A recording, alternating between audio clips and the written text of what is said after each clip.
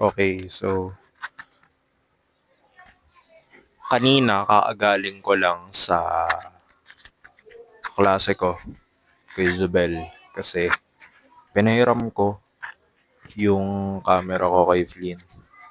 So, hello Flynn. Bale, kaya niya hiniram yung camera ko. Well, actually, ako yung nagpahiram kasi kulang yung camera na gagamitin nila sa Pinoy Media Congress. Bale, dalawa yung camera na meron sila. Then, kulang ng isa. So, bale, sila yung magsaserve dun na parang paparazzi, ganun.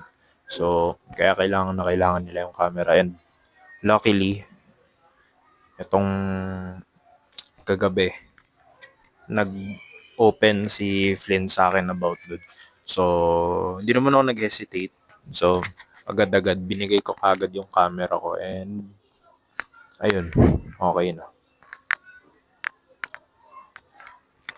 Ang hirap din maging consistent mag-video kasi alam mo yung wala ka namang ginagawa din talaga buong araw. Like, nasa day, nasa day 8 na yata ako ngayon.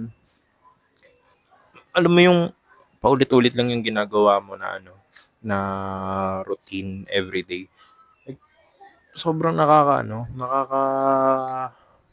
hindi naman nakakatamad i-video pero sobrang bland. Well, siguro frustration din yun sa part ko na wala eh. Ito talaga yung tumatakbo sa buong araw ko. So, kailangan kong ipakita siya bare naked as is unedited na yun talaga. Ayun lang. Sige. Okay na yun.